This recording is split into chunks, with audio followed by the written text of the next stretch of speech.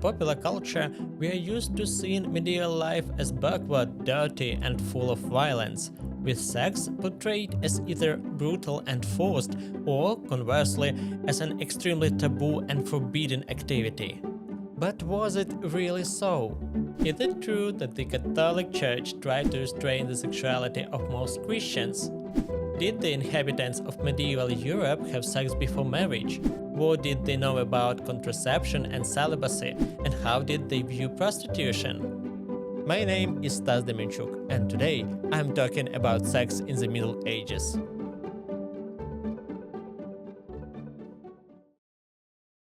Just as it is today, people in the Middle Ages were different, and their ideas about sex and sexual experience could differ radically. Moreover, the concept of the Middle Ages, in the context of this video, refers to a large Western European region during the period from approximately the 11th to the 15th century. Identifying a single medieval view on this topic is not an easy task, yet written sources reveal ideas and norms that were extremely widespread and influential. Many of them were based on two worldview systems that dominated medieval Europe: Roman Catholic Christianity and ancient Galenic medicine. It is precisely the influence of these complex ideologies on medieval sex and sexuality that we will begin. At the foundation of the Christian teaching on sexuality and lust, medieval theologians place the story of the fall of Adam and Eve, which they interpreted as follows. Adam and Eve embodied the perfect human nature that God had originally intended. They were immortal and did not experience suffering or lust. Eve most likely did not menstruate. Adam did not have nocturnal emissions. They did not feel shame about their naked genitals, and if they had engaged in sex, it would have been solely for reproduction, after which healthy offspring would always have been born. Nevertheless, the first humans did not manage to experience sexual union, since they were expelled from the Garden of Eden faster than God commanded them to perform the sexual act. In fact, after Adam and Eve tasted the forbidden fruit and committed the fall, sex was irreversibly changed. In a new world for humans, a simple physiological function turned into something destructive and uncontrollable. People began to feel ashamed of their genitals, which were not subject to reason. And since sex was impossible without lust, they passed original sins onto their children conceived through sex. Saint Augustine, widely read in the Middle Ages, wrote that all sex is sinful since it overturned the proper hierarchy of mind and body and provoked a complete extinction of mental vigilance. Similar theses are found in most theological texts of the time, from which one may conclude that the medieval church categorically and without exception condemned any form of sexual activity. And, of course, the best way to avoid the fires of hell and not to corrupt oneself in the eyes of God was to remain chaste. Virginity placed a woman or a man on a level of angels, or even above them, since remaining pure on earth was harder than in heaven. Still, most medieval people did not choose the path of chastity but took marital vows, which of course were considered inferior to vows of celibacy, but were not an obstacle to salvation. Marriage, as medieval theologians believed, saved the souls of those who could not preserve lifelong virginity and contributed to the birth of Christian children. Medical theory of the time held the opposite view regarding chastity. Physicians believed that prolonged abstinence from sexual intercourse for men or women was harmful and, in some cases, even deadly.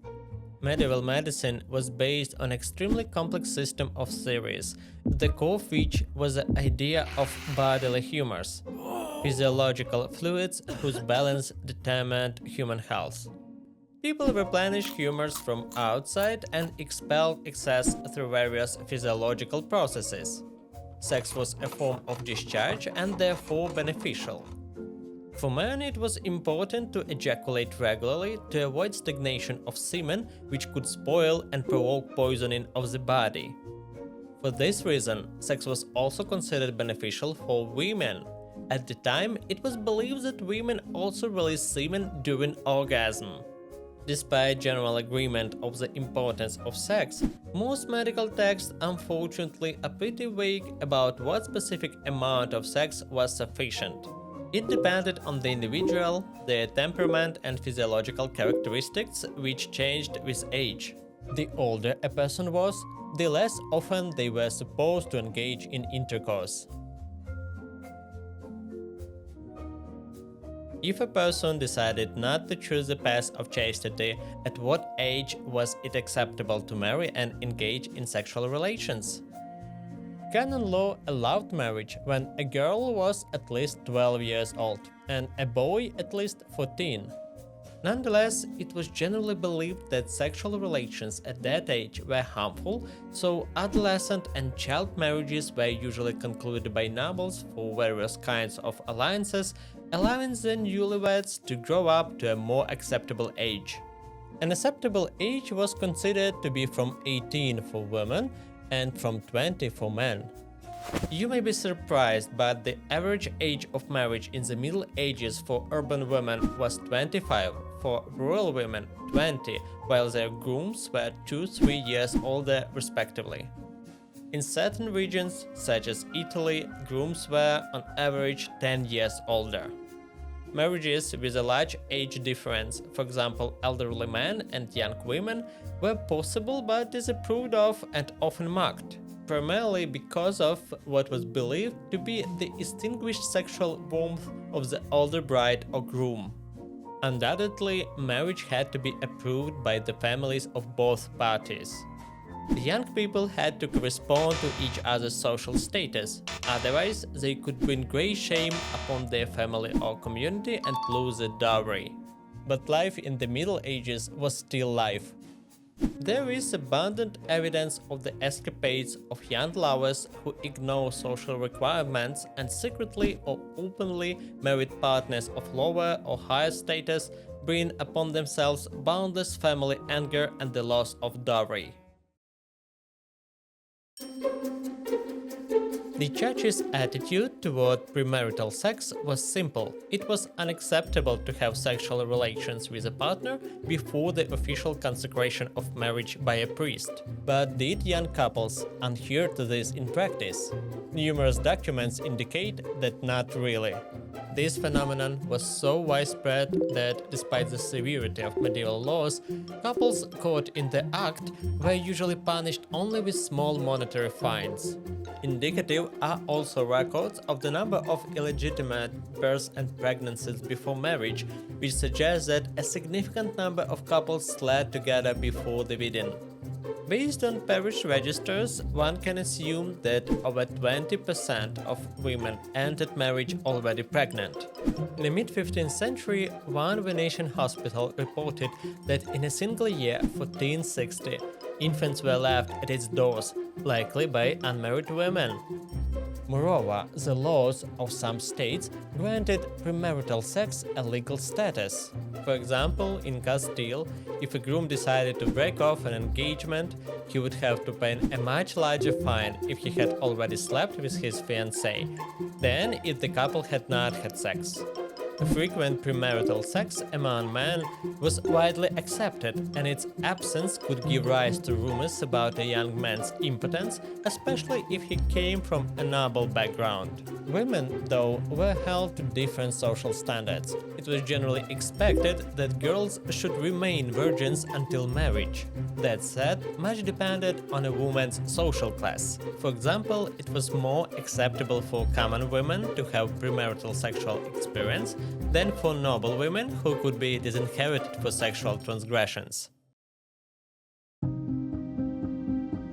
Although the medieval church condemned premarital sex, it had a very different attitude toward sex within marriage. The exchange of vows not only made sex socially and morally acceptable for a couple, but literally obliged spouses to engage in it regularly. Marital sex was considered so important that various forms of physiological sexual incompatibility or infertility could render a union invalid and constitute grounds for an official annulment. The medieval church taught that spouses were required to pay the marital debt. That is, the couple had a religious obligation to sleep with one another upon request. This idea was based on a statement by Saint Paul: "For the wife does not have authority over her own body, but the husband does. Likewise, the husband does not have authority over his own body, but the wife does." Although contemporary theologians claim that the marital debt benefited women by placing them on an equal footing with men in marriage, in practice marital sex was often closely tied to power, and the obligation of wifely obedience undoubtedly outweighed any theoretical equality. Medieval law had no concept of marital rape, and discussions of the marital debt often presuppose a woman's submission, as text suggested that by submitting to her husband, a woman was submitting to God. This view was not universal. A number of preachers actively defended a woman's right to resist sexual violence from her husband and rejected the idea that a husband's will was the will of God. On the other hand, the position was not dominant. We may hope that for some, especially devout women, there existed a certain form of satisfaction in submission, fulfilling what society expected and considered proper for a good wife. Nor should we dismiss the fact that many women married decent men with whom they likely had sexual relationships that took the desires of both partners into account. Nevertheless, it is difficult to avoid the conclusion that the existence of the marital debt was a burden and a source of suffering for many wives, especially in marriages arranged by their parents. In the Middle Ages, sex was directly linked to procreation, both because of religious ideas about the purpose of marriage and because of the realities of life without modern contraceptives. However, this did not mean that men and women passively accepted their reproductive destinies or that they lacked ideas about how to promote or prevent conception. You may be surprised at how much importance religious and medical authorities attach to sexual pleasure. Theologians considered pleasure important because without it, people would feel aversion to sex and would be unwilling to endure the hardships associated with pregnancy, childbirth, and raising children. For medical scholars, pleasure was central to prevailing theories of conception, and the simultaneous orgasm of both partners was considered crucial for the formation and healthy development of the fetus. As a result, there existed numerous texts offering advice to newlyweds wishing to conceive children, describing in detail kissing, manual stimulation, various applications to the genitals to enhance pleasure, and the sexual act itself. Sex for the purpose of conception was supposed to take place exclusively in missionary position. Other positions were believed to be harmful to conception and to the subsequent development of the fetus. Also, medieval physicians did not fully understand the menstrual cycle. They recognized its importance in reproduction. There were logically sound beliefs that menstruation was cleansing the woman's body and made her more receptive to conception. Intercourse was considered favorable immediately after menstruation or in the middle of the cycle. Alongside advice on treating infertility or erectile problems, considerable attention was paid to methods of avoiding pregnancy. Texts mention various ointments, physical exercises after sex, and all kinds of amulets, but the oldest and probably most effective method of contraception at the time was the good old coitus interruptus, withdrawal. That medieval people were aware of many sexual positions besides the missionary one is known primarily from theological treatises that condemned all these positions, labeled them sinful, and even created hierarchies in which certain positions were more sinful than others. Masturbation was also widely condemned by the church, even though both alternative positions and self-pleasure were private matters, rarely recorded in writings and clearly ignored in practice. Some practices that are relatively common today are mentioned very rarely in medieval sources, so rarely that we can confidently assume they were uncommon, oral sex in particular. On the other hand, there were practices more popular than today, such as interfemoral, thigh sex, which was clearly used by heterosexual couples as a method of contraception.